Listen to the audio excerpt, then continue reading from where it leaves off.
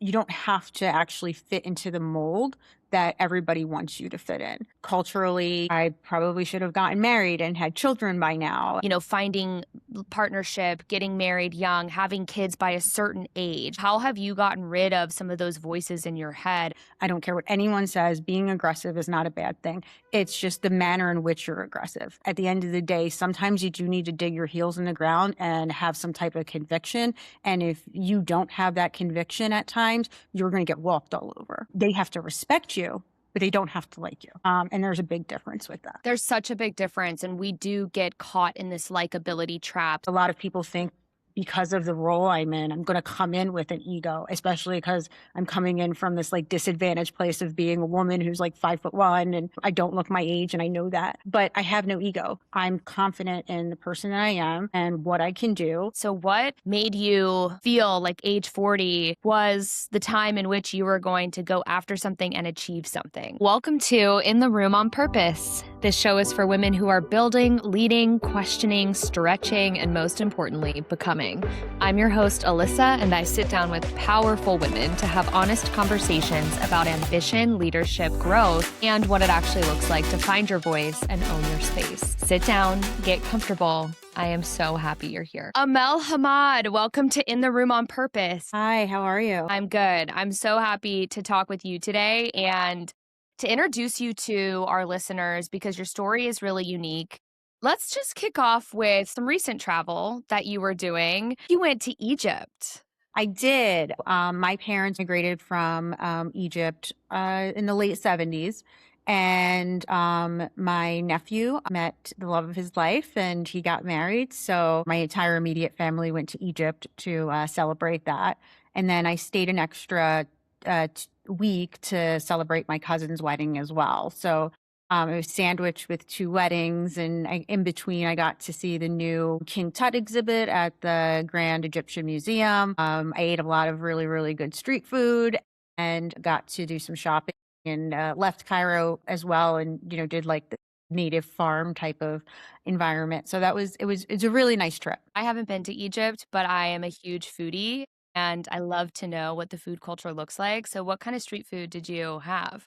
Okay, so kushari is a big Egyptian dish, and it's like basically like the equivalent of like hamburger helper, but it's like lentils and rice and pasta. And then there's these like sauces that you put on it and fried onions. And it's very, very Egyptian and it's very, very good. And, there's a lot of competing places that offer it. So, there's a couple that are downtown that, are very famous, but that's like a staple street food.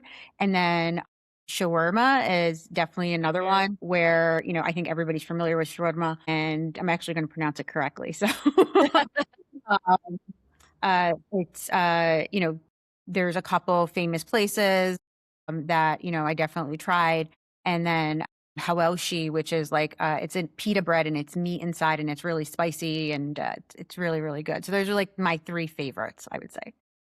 Gosh, my mouth is watering. I feel like your comparison to Hamburger Helper just doesn't do it justice because Hamburger Helper in the States is just not healthy and it doesn't sound quite like lentils and really robust sauces. So that sounds like you had a really good trip. Does a lot of your family still live over there? Yeah, so my extended family lives there, aunts, uncles, cousins, and my immediate family lives here. And they're my brothers and sisters, my nieces and nephews also live here as well. I'm curious if you have any early memories on how your parents being immigrants and having that culture throughout your life, how that supported your transition as, a woman and finding yourself early on. Like, what memories do you have about your culture and how that has shaped you today? So I think first, like, and I think a lot of first generation children can relate to this. You see your parents have picked up and moved from an environment that they knew to this new environment that, they know nothing about, new structure. And that change is hard and difficult. And they work really, really hard to provide you with a better life. And you almost feel like you have to do really well because they sacrifice so much for you to be the position that you're in. And I think second, with my mom, she got married late in comparison to, the people of her generation. She was the first woman in her family to go to college. And and she actually worked for some time. So that really shaped my view on, what I can do as a woman in a culture that has a stigma of oppressing women, which is not the case at all, and that I knew that I had to do better than that, and kind of be this woman that my mom would be proud of. Would you consider your mom to have a similar drive to you? Because I consider you to be a really ambitious person, and we'll talk through how you define ambition for yourself. But was that a quality you saw in your mom? I did. I saw that my mom was constantly like trying to make sure that me and my sister were like, you need to be independent. You need to be your own person. She definitely made sure and communicated that like you have to be your own person, and it is perfectly okay for you to, focus on getting educated and a career and knowing what you want. And you don't have to actually fit into the mold that everybody wants you to fit in. I think, culturally, like I probably should have gotten married and had children by now. And I was getting introduced to a lot of people at like a very young age. And, I kind of sat in my convictions and I was like, no, I want to be with somebody who's going to support me through my career and not bring me down. And my parents were supportive of it. So, I see that maybe my mom didn't get to do what she wanted to do, but she definitely supported all the decisions that I made as far as like kind of breaking that mold of like what a woman in our culture looks like. I'm really inspired by that. The friction that could have existed and her pulling out of her life and the things that she did or didn't do as she became this first generation woman to go to college and to experience these different things. I'm so inspired that she didn't project that on you and your sister. And you had this sense of empowerment and you were learning independence and what that meant. And you were learning it was important to you to kind of define yourself outside of a marriage or, different relationship aspects that can exist and pressures that can come in from family units of different cultures. That had to be a challenge for her because she was learning that as a woman herself in real time, raising daughters. Yeah. Yeah. Wow. I I think like a lot of this is, these generational things is what I'm learning is they're kind of inherited and you can see like a pattern that we needed to break and they're breaking and they're happening. And they're going to happen one generation at a time. But, I think my motivation was really around like I watched my mom who was very different than a lot of people in our culture do things differently. And I was okay with, kind of doing those things differently and marching to the beat of my own drum. I think I get a lot of feedback and I've gotten feedback, like professional feedback where, you march to the beat of your own drum, but you know what? It works for you. So my parents, situation and, what they went through really, really provided me with a good support system, whether good or bad, to get to where I am. I remember when I was picking my major for college, it wasn't science. So my dad was like, you're not going to make any money. And, again, I know this now that culturally, like, you know, in other countries, like you do medicine to make money and business people don't make money. And here it's a very different environment. So I picked business because I was good at math and really wanted to make money. So I'm like, okay, I'm going to pick something I'm good at and like go with that. And at the end of the day, I was successful with it. I was just about to have your dad enter the chat because it is, he married a woman who has these principles and he was raising two daughters as well. And I think it's notable to reflect on maybe a memory or two that you have of him. And so you just touched on that so organically of him sharing, you're not going to make money with that. We need to pick something that is going to be safer for you, right? And we always think of safety as financial stability. But do you have any early memories of you either explaining to your dad, no, this is what I'm going to do, or him empowering you? I would say my dad empowered me in a way where it was always challenging. Like this isn't, you're not good enough and you're not going to be like, so my sister's super sis and we all love my sister, but she's definitely my dad's favorite and she did everything right. She went into science, got married when she was 18. They're still married and they have a wonderful marriage. They have three beautiful children. And one of them just got married. So, she did everything right. So I did everything wrong. And I think part of doing everything quote unquote wrong is he challenged me to be like, okay, I'm going to do this because you said I couldn't do it. So the empowerment, I don't know if it was necessarily like healthy empowerment, but I have to thank him because if he didn't do that, then I might not be where I am now. There's different relationships and family dynamics, but so much of it really does shape who we are and or help us push in a direction away from the challenge that we are receiving at home. But I think it's interesting to even have the relationship between you and your sister and her taking a traditional and successful route and you choosing a different route that isn't any less successful. It's just not the traditional view that your family had in mind. We'll move on from this topic eventually, but I am so curious, how do you sit with that? A lot of people struggle with feeling different or their version of ambition pulling them from, finding partnership, getting married young, having kids by a certain age. That comes up all the time. I'm X age and I thought I would have kids by now.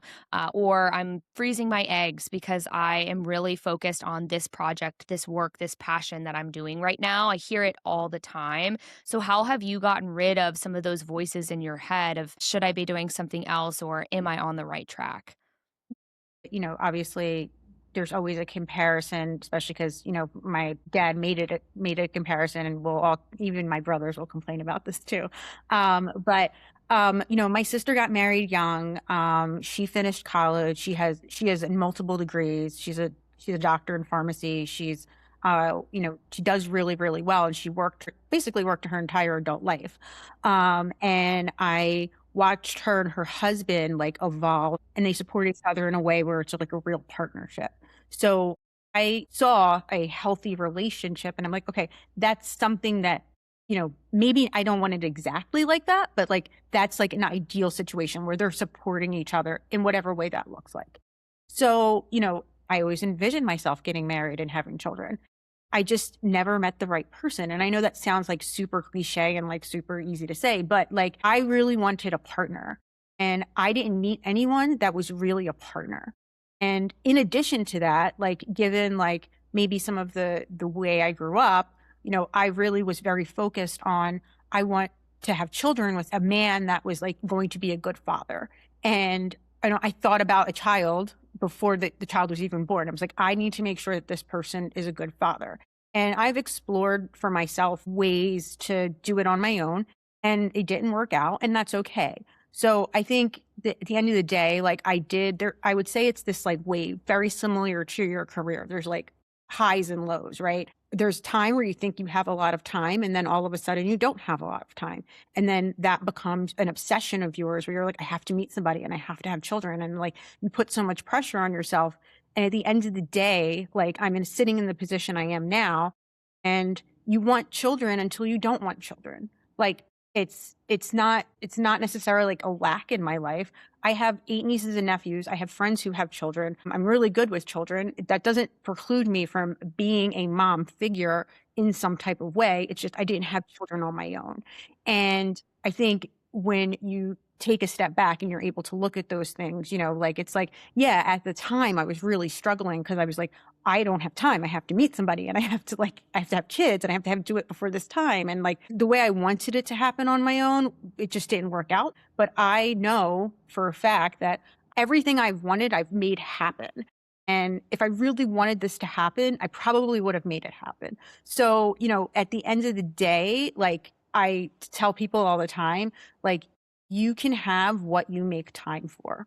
And I really didn't make time for that. I made time for friends and travel and, focusing on my career. And if I really, really, really, really wanted it, I probably would have made a lot more time for it. But I can't say I didn't struggle along the way because you hear a lot of things like there must be something wrong with you because, you haven't met someone and you're the common thread there. And it is true. I am the common thread, but that doesn't necessarily mean there's something wrong with me. I've done a lot of work on myself. I've done a lot of self-reflection. And the reality is that though it was important to me, it might not have been always the most important thing to me. That one of the reasons that why it hasn't happened for me. But I am not less of a person because I haven't had those things happen for me. And as far as relationships are concerned, culturally, I've gotten a lot. There must be something wrong with you because you haven't found a relationship or you're not in a relationship or you're not married. And that does take a toll on your psyche. But at the end of the day, I just haven't met that person that's going to elevate me and keep my peace, because that's very, very important to me. And, have a real partnership the type of relationship that I'd want. You've kept your peace all while doing this work on yourself. And what I'm hearing and what I think is so powerful and so inspiring to me is there are so many societal pressures. We are told that this is the path, right? You find a good job, or you find a family, and then you can choose if you want to stay home or continue with that job. But if you continue with the job and your own career and identity, it is going to take you away from family. There's pressures on that. And then being in, a childless space or choosing that life, there isn't enough conversation around the figure you are for the children that are in your life. The other day, I got a request to talk about how important it is to have childless people in your life because they are the villagers. They are the people who are picking up, they're there, they're checking in, they're doing all of these things. And while they are not experiencing that life path directly, or they don't have a family unit of their own, they're so important to different family units that exist around them. And it's really powerful that you have done the work to say, this is the life I'm choosing. There is nothing wrong with this way of life or this way of life. The point is that we get to choose which version of life we want to live. And that can change in any given point. And that's the beauty of it. Nothing is locked in. But I really commend you for working through the pressures that you have felt culturally in your family dynamic, but also that even in this society, you are told as a woman, do this, find your partner.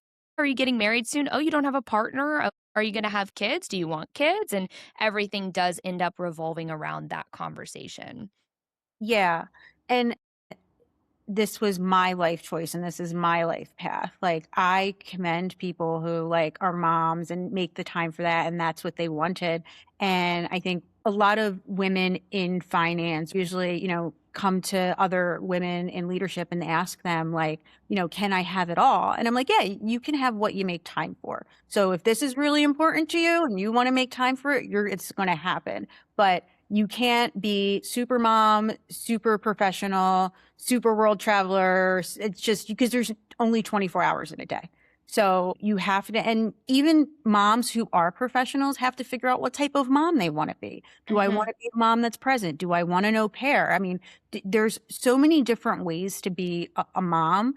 And I think it's, one of these things that doesn't get talked about, honestly.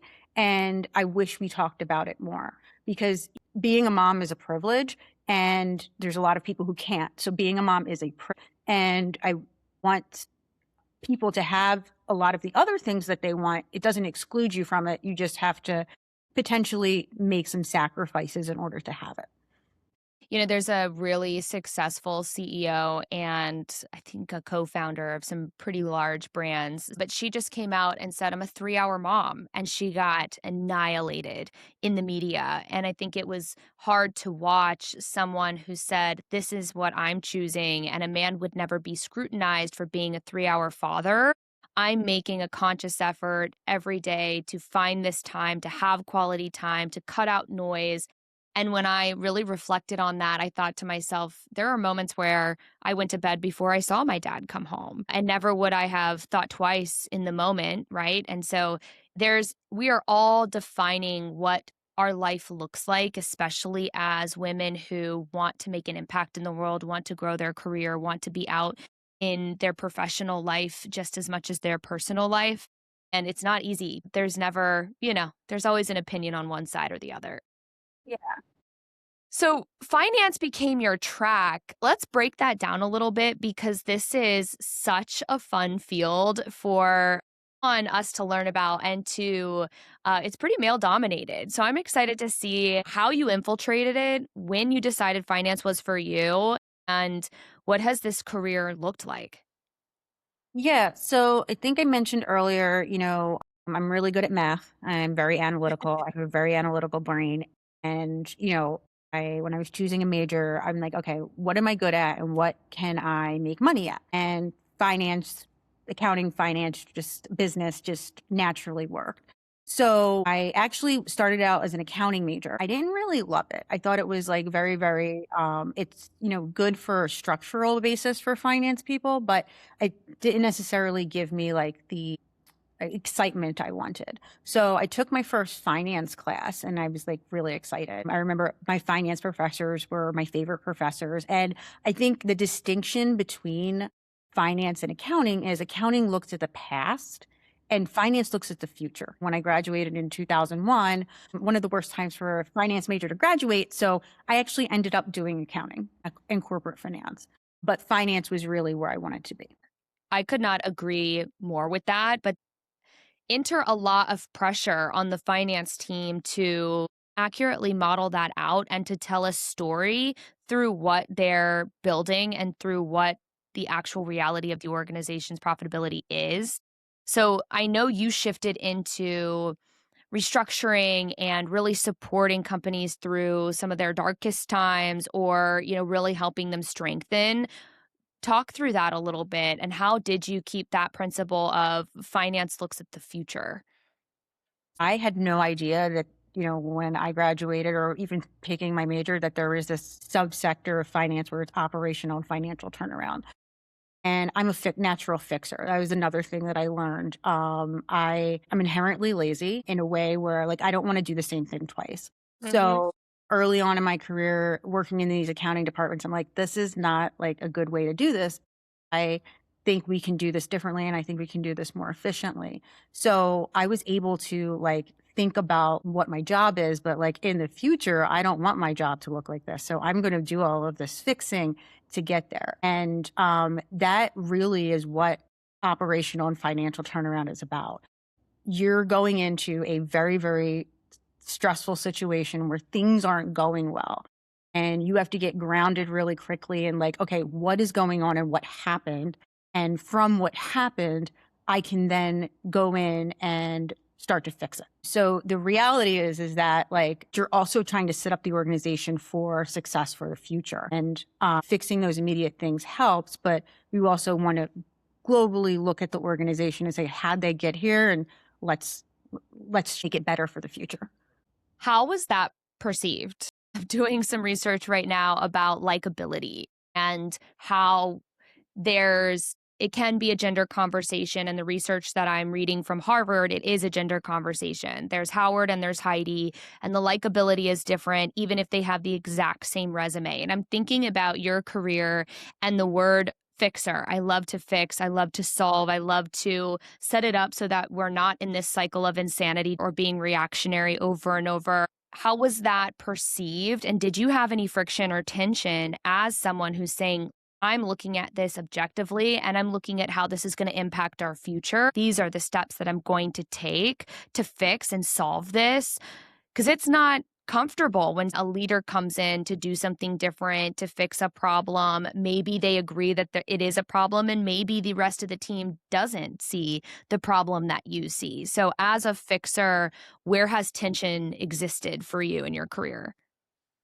So the funny thing is that I think you're right. People don't want to change, especially when they're in stressful situations. Like it's very comfortable to sit in, what you know. So I think first is that I've struggled in my career in terms of like the approach I take. I'm a very direct person. I don't use a lot of words, and that does trigger a lot of people.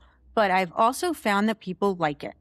And the tension that I always had was I'm trying to help and you're not letting me help you. And once I realized that, there's some people who just don't want help, you figure out a way to work around them.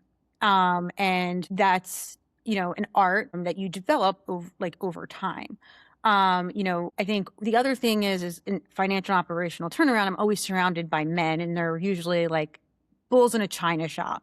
So being a woman actually helped me a lot because I was able to relate to people, have conversations with people, and not necessarily force getting information out of them, but getting it in a way where they felt that I cared about them and I was really there to try to help, as opposed to just kind of being this demanding person where I'm like, give me what I need. That doesn't work with people, especially in those types of situations. I was on this very large project with a lot of men, and one of the guys noticed that I was able to get information from people easily. And they were like, well, what do you do? I said, I just ask them how they're doing and how their weekend is. And I remember, that they have children, and, I ask about the children. And then we, have a conversation about what I need. And that didn't like cross their mind at all. So there's an advantage to being a woman sometimes. You don't have to be aggressive all the time, and it's okay not to be aggressive, and you can still be successful without being completely aggressive. But at the same time, you do need to have a level of aggression. I don't care what anyone says, being aggressive is not a bad thing. It's just the manner in which you're aggressive. At the end of the day, sometimes you do need to dig your heels in the ground and have some type of conviction. And if you don't have that conviction at times, you're going to get walked all over. Mhm. As I was growing in my career, because I was so good at fixing things, people wanted me to continue to stay down here and not elevate because I was so good at fixing. So I had to learn the hard way that, there's a balance between execution and management. And just because I'm good at something doesn't necessarily mean I have to stay there. And, I had a time where I didn't get promoted, and I should have been promoted. And the leader of our group, I thank him all the time. He gave me some really good advice. And he also sent me to speaker training and like image consulting. And like I got all this executive coaching out of it. And guess what? I did get promoted. And one of the pieces of advice he told me before I was going into training is you have to accept that not everyone's going to like you. And if you don't accept that, you're never going to be successful. You cannot please everyone. Not everyone's going to love your approach. And that was probably some of the best advice I got. And it actually changed my perspective on, I always thought that everyone had to like you to work with you. That's not the case. They have to respect you, but they don't have to like you. And there's a big difference with that. There's such a big difference, and we do get caught in this likability trap. Some of it is, our own beings, right? Relationship builders. We have some innate and natural abilities to do this. Like you mentioned, it didn't cross his mind to build a foundation and a relationship before you really discuss needs and where you're headed and how you want to work or solve something. Get to know that person, and that was your secret sauce, which does blow my mind a bit. So listen, everyone listening to this, let's remember the basics of relationship building. It really can take you a long way.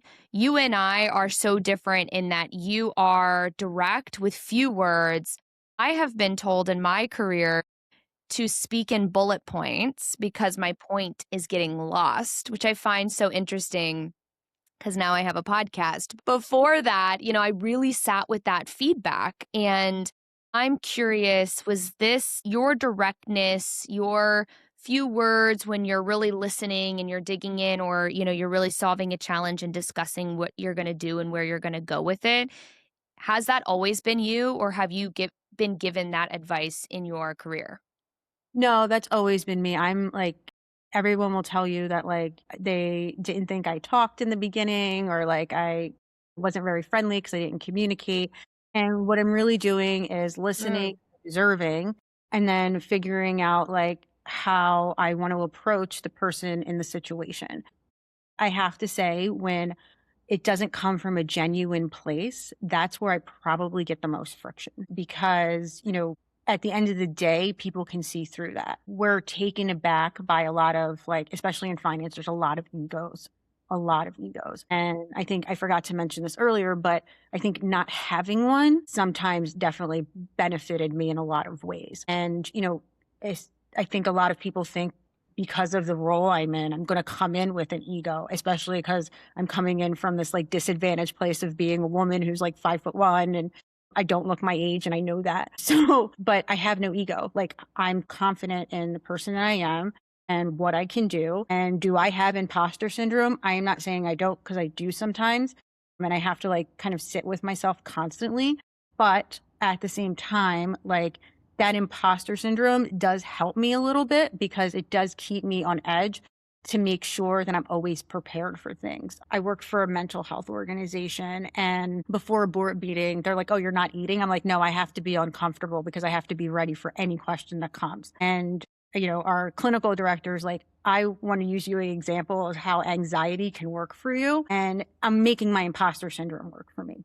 What I'm doing, Mm, I'm saying, okay, I know I have this imposter syndrome. It's probably not going to go away, but let me look at it in a way where it's working for me and how it can work for me. And it has worked for me.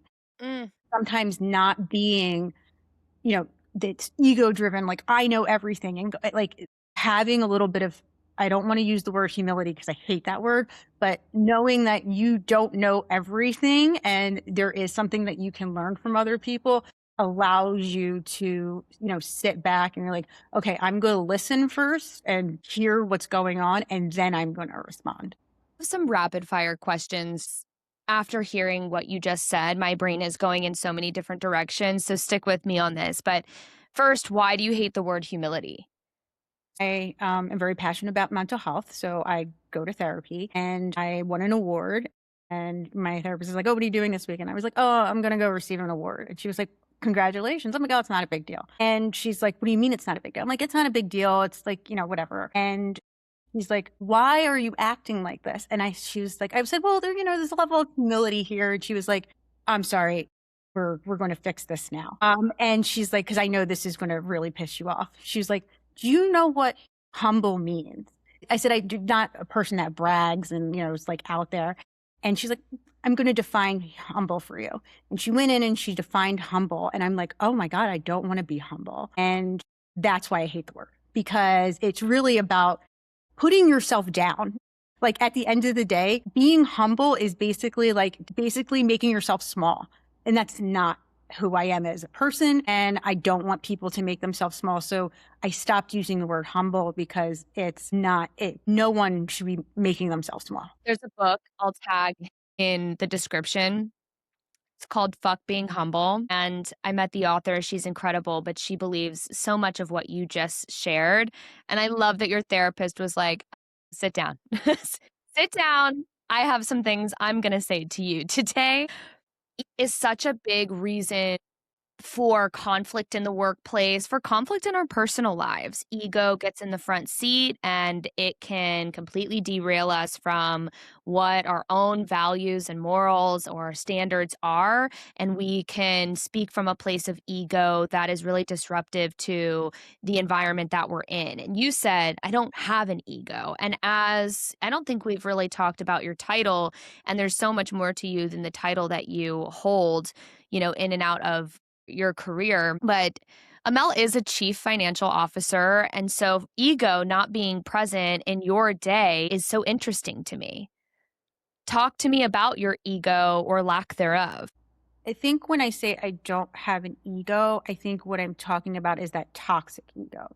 Like there has to be some level of self-confidence there that I have to be able to, sit in a room and make decisions on behalf of other people that are going to impact them. So there has to be some level, and I'm going to use the word self-confidence instead of ego because I think ego is the negative connotation of self-confidence. So I definitely have self-confidence. The ego part is where I have to go in and I'm always right and I have to prove that I'm right and I'm the most successful person in the room, and that's not going to get your team to want to work with you.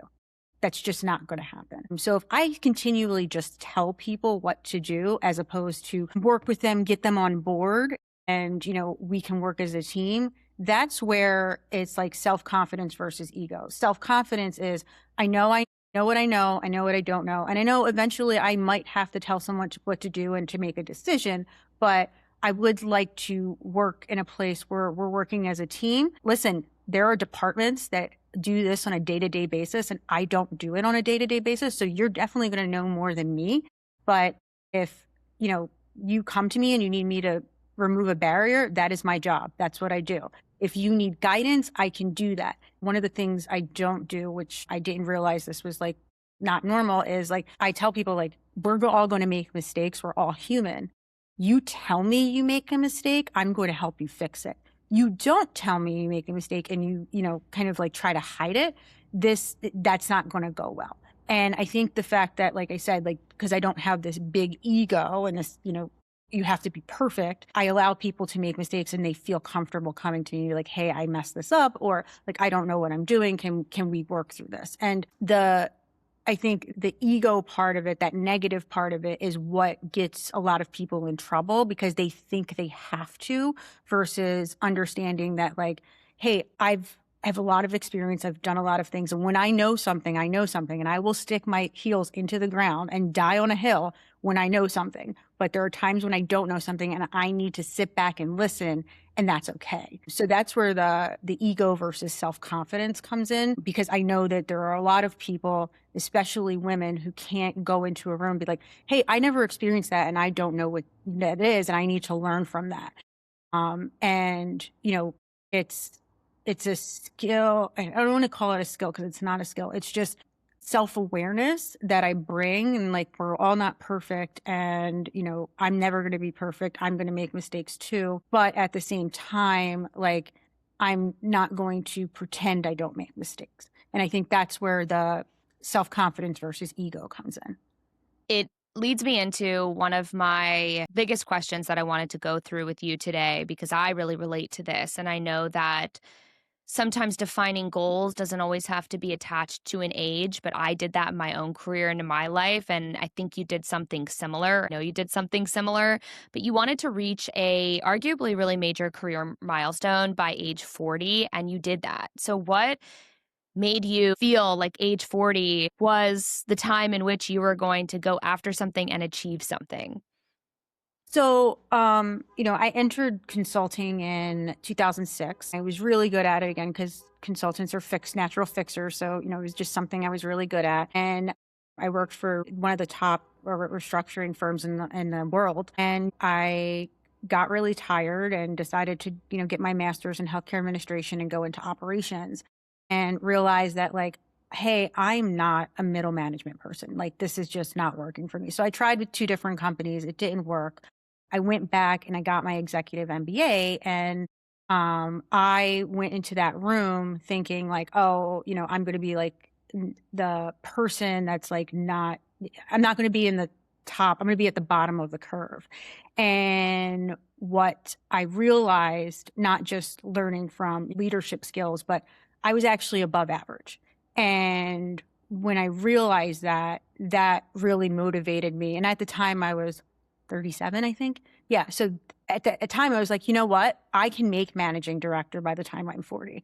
And I wasn't attached to the outcome. So, like, I wasn't going to be devastated if I didn't get it, but it was one of those things where it was like, I can do this. Like, this is, this is where I am right now and I can do this. So I graduated, got my executive MBA, went to a consulting firm. I was there almost a year, and it was like, okay, this might not happen. And I was like, that's okay. At least, you know, I had the self-confidence to think I can even do it. And lo and behold, just a couple things changed. I got a call, moved to Chicago, and I made managing director before I was 40. But after having that experience with my executive MBA and realizing like, hey, I am an executive and like I can do this, and I'm actually above average in my class, and realized, you know, what caliber of people are out there, and like, hey, you know what, I can do this. And that's why 40 was just the natural like next step. It was like a big age, right? Like 40 is like a milestone age, and I was, you know, 37, and that's actually how it happened. So the incremental steps are really, really important. And if you don't get there, it's okay, because that means you're diverted into a different path. You are speaking it into existence in such a beautiful way. And then that path was what was aligned and what should have been for you in that period of your life, which is so beautiful. There was a moment that a female CEO pulled you aside and made it really clear how valuable you were. What did that moment mean to you as you were really sinking into your career at the time or where you wanted to go with your career? Yeah. So I think I mentioned earlier that I worked for a company that was they were going through a transaction. And the transaction advisors, we were working together and, expressed interest and decided to go into consulting. And I remember when I was put in my resignation, I was like, I'm going to disappoint a lot of people. Like they're going to be mad at me and they're not going to like me. And I was also working on the area where they were going to divest it. Like naturally, as someone who's like, thinking about, again, just next steps in their life, like, oh, well, they're going to get rid of this segment and I'm going to lose my job. So I, of course, naturally want to look for a new job. So, she asked to speak with me and everybody is like, she's going to try to convince you to stay. And, like, it's okay if you change your mind. And I'm like, well, we'll see how the conversation goes. So I go into her office and the first thing she says to me is she's like, I'm not mad at you. And I'm like, okay, okay. She's like, I think this is again where I learned that a little bit of the humility, like not humility, wrong. I learned that like being honest is okay. And admitting you made a mistake. She said, we think you're really valuable here. And it was my fault that I didn't give you a sense of security that you were going to stay. So that also gave me a lot of comfort. So she kind of set up like, here's all the CFOs we're bringing on. These are really, really high caliber people. You're going to learn a lot. We really want to keep you here. We want to elevate you. We've seen what you've done for the transaction. No one at your level would have done that. This is actually what you should be doing. And though I want to keep you here, I think that this is the right move for you in your career. And I'm getting emotional because normally people are so selfish that they would have like kept me in that place and just like kind of like dangled the carrot and, just offered me the money. And she took a step back and it's like, no, this is what you should be doing. And if you don't like it, you always have a home here. It was so impactful. She showed me what a good leader looks like. I remember her taking time out of her busy day and wrote me this beautiful email about like how like good I'm doing and like how she's watching me grow as a professional. And she is probably one of the leaders that I've experienced as a woman, a Black woman. This woman really, really showed me what a good leader looks like. I can say that I've learned a lot from that experience and have taken some of the things that she's done for me and done it for others as a leader. It's so powerful. One, that she has fought against the odds or the discrimination or systemic issues that we have in our world, or at least in this country. She fought through that as a woman herself and then showed this high caliber leadership that you don't get everywhere. So you are so lucky. And I hope everyone listening is seeking leadership like this because it does exist. And there are people who will see you for the work that you do, for the person you are, and how talented you are, and how that talent is translating to real impact, and how that impact is the greatest thing that an organization can see and have from another person. But what stands out to me is one, her use of recognitions. You have to slow down in your day. Like you and I know that. And sometimes there's a challenge to say, I need to slow down. What might I not be seeing? And what might I want to say to someone today? And then when she pulled you into her office and she starts with, I'm not mad at you. Like, can we normalize more of that kind of discussion in the workplace? Like, it doesn't make us sound any type of way other than it lets the other person sink into the moment and say, okay, because I was a little nervous. I was, not sure why I was coming in here. I am having some thoughts and some feelings. What a woman. Yes. How does her leadership show up in your leadership? What's your style? What does it look like to work for you or to work with you? So I think for me, I'm very, very transparent leader. Like you are going to know what's going on at all times. And if there's something that's going to impact you, I'm going to tell you. I might not tell you directly, but I'm going to give you clues that like, hey, this is going to the decisions that we're making are going to impact you. So transparency is like a big thing for me, because I think what I learned is like this woman is basically saying, hey, if I had told you, you might not have gone and looked for a different role with a different company, even though this was definitely what you should be doing, you might not have done that. And that's, being transparent with people is really, really important, and letting them know where they stand. Now, it's very easy for you to know where you stand with me because my facial expressions will tell you and my tone will tell you. But, just in general, communicating that's really, really important. Oh man, Amel, I feel like we have so many similarities. I've been told fix your face at a large conference, and I said, huh? Why? Why? It's how everybody knows what's going on up here.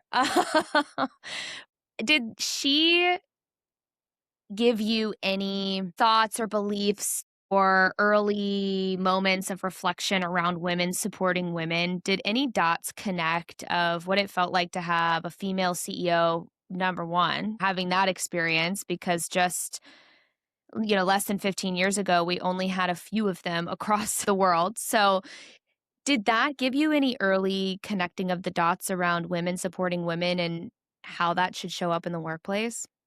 So, it was funny because I was early on in my career and I didn't actually think about the fact that she was a African American female CEO. Like in my head, that wasn't unique. Like, because I guess I didn't know, right? Mhm. So I think for me, having a leader at that young of an age and that early in my career, and seeing how it can be collaborative and supportive. And she was tough. Like, she made some tough decisions. I think she would dig her heels into the ground too. I didn't realize at the time how fortunate I was to have that experience, because I don't think a lot of people get that experience. But I also at the time didn't understand that it was a big deal until later on in my career when I was trying to get there myself.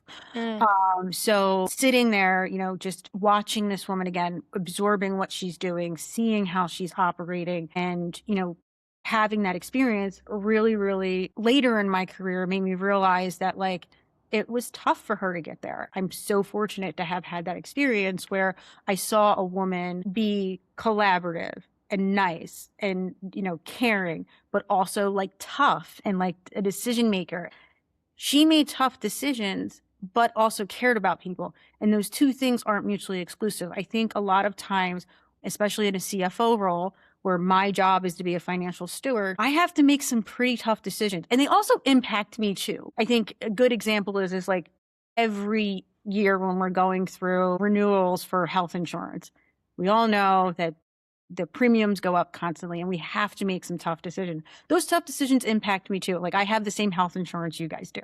So, it's being able to say, hey, I care about the longevity of this organization. So I have to make this tough decision now that in the short term is going to impact a lot of people. And look, if I had all the money in the world, everyone would have everything, but that's not how the world operates right now. And being able to take that from her and use it in my career has, again, been so beneficial. Yeah, she really did. It's interesting that your reflection later on her leadership, you were able to pull together the pieces around how impressive it was that she was doing what she was doing when she was doing it. Definitely an inspiration. What is your what is something that you integrate from who you are as a human being into your leadership? Because when we think about a CFO, when we think about executive leaders, sometimes we don't know a lot about them and we don't see the person they are. We see the leader and the work that they're doing. So, how are you on that journey, or how have you integrated yourself into your work? Being a leader, especially as a woman, can be very isolating. You have a lot of information, and I know a lot of things, and I have to kind of keep them close. I think the other thing is too is that, I am the face of the organization. So when things aren't going well, especially on a financial perspective, I have to maintain some level of composure not to scare people, because a lot of times some of these things are short-term issues that can be fixed. And, again, I'm internalizing all this anxiety and stress because I don't want anyone else to know what's really going on, because it's something that's fixable. But, it holding all that in is The reason I have a therapist and I have an executive coach and I have all of this like support around me so that I can, be myself in some way, even if it is in, you know, a container that's isolated. But at the same time, I do show my personality to people that I'm close with on my team, as well as, especially, when you're on an executive team, you really, really need to basically be yourself because there needs to be some healthy tension in that executive team, and they get to like see like highlights of you and your vulnerability as well as you being, a decision maker and having like a seat at the table. So I would say like my job aspect of me makes me very isolated, but also at the same time I do share who I am as a person, like what I do as an individual. Like talk about travel a lot. I watch reality TV, love it. I mean, on our check-ins, there is a aspect of every check-in that we talk about reality TV. And I, kind of show like the fun part of me sometimes. I'm very sarcastic and I could be very funny. And in that sarcasm, especially in like situations where it's like really bad, and I do bring a little bit of levity there. So I do get to have people see my personality. It's just when I'm thinking about my job, that part can be super, super isolating because sometimes you have to keep your cards really close and you can't let anybody know what's really going on. Yeah, there's that finesse and that balance between transparency and the day-to-day things that you're solving and the decisions that you're making, because some of that impact won't reach the greater field. I think there's moments where you blend transparency while also knowing what is disruptive and what will make people really create and spin up narratives that just aren't truth. So there's that balance there. I will get absolutely drugged through the mud if I don't ask you what reality TV you're watching. So I did just get back from Egypt, so I have to catch up. But the last one I watched is Age of Attraction. That's Mm. the one where the ages aren't disclosed, and they're kind of doing like this like speed dating type of environment, and then they have to promise engagement to each other, and then they reveal their ages, and they kind of like follow a number of couples. Obviously, they're following the couples that have the biggest age gaps, and to see if it's going to work out. It's interesting. It's an interesting show. Do you think that an executive team for a mid-sized to large organization could have a reality TV show? Yes, you totally could. Wouldn't it be really funny? Like, I would watch that television. It would take a lot of courage for them to do it. I didn't realize what happens in those rooms until now. And that would be a good reality TV show, especially like when there's like some healthy tension there and like there's opposing viewpoints and like, again, people are, kind of like sticking their heels into the ground. It's very, very interesting to watch to see who wins. It really is. It's also a really big moment under pressure of how your leadership will show up when no one's watching and it's just a group of peers. And when you're in that room, you see people unpolished. And I'm always so impressed with the people who don't keep their composure because they're trying to keep their composure, but you can tell that they have a team behind them, an executive coach, a therapist. You can tell that they've done enough self-reflection that even if they have an opposing view, even if there's so much friction or a lot of tension around a specific topic, I love seeing how leaders rise through that moment. And I've always been inspired by the people in the room that engage the conversation even deeper into conflict because they're not scared of confrontation. They're not scared of an argument. They're saying, let's go deeper because now we're getting somewhere. But I'm sure we both have a lot of stories about things being thrown and voices being raised, and it's not fun and it's not pretty. And sometimes you question what's happening. Why am I in here? I would say I'm glad HR hasn't been in some of those rooms. Let's put it that way. Yeah.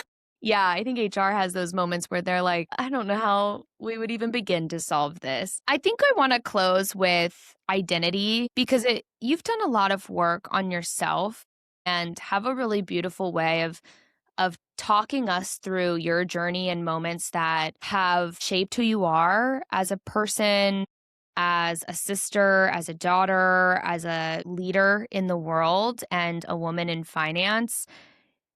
What's changed for you over this last, let's say, 5 years to a decade of your life? And what would you encourage women to do or to think if they're on a similar track as you? Marching to the beat of your own drum is okay. And it is very, very important for you to do that because you are going to hear a lot of feedback, unsolicited feedback from people who are going to tell you what to do. And some of them are going to be, well intentioned, but it's not really what you need to do. I've gotten a lot of feedback in my career about my approach and how I talk and how I approach the world. And the reality is that some of it was good feedback and I took it and, ran with it. But other times, especially from women, they were trying to make me feel small and they were trying to like push me into a corner so that they have more control. And I think as a woman leader, your job is to do the exact opposite. And if you don't do that, you are doing a disservice to all of the women that came before you. I, talk about like, especially, I think a lot of people don't understand that women have only been able to manage their own finances in the past 50 years. Not only just managing your own finances, but being in like real leadership roles. So like you don't have that, what I call, generational transfer of knowledge that a lot of men have. And as women, understanding that and knowing that, you should feel some type of obligation to, hey, let's pull up the people that are coming up behind us. And I think in the past 10 years, through the work that I've done, I've been able to see through all of the feedback and the opinions and kind of into it on my own and understand marching to your beat of your own drum was always okay. And it was actually what made you successful. So I think the stigma around not fitting in, I should say, isn't a bad thing. I love that we started with your philosophy and your entire identity being marching to the beat of your own drum, and we're ending with that. We did not plan that, you guys. We are just having a great conversation. It is so beautiful to hear how you think of the work that you do and your responsibility to bringing everyone along with you. Thank you for such a great discussion and for being here today. Thank you for having me. I really enjoyed this conversation.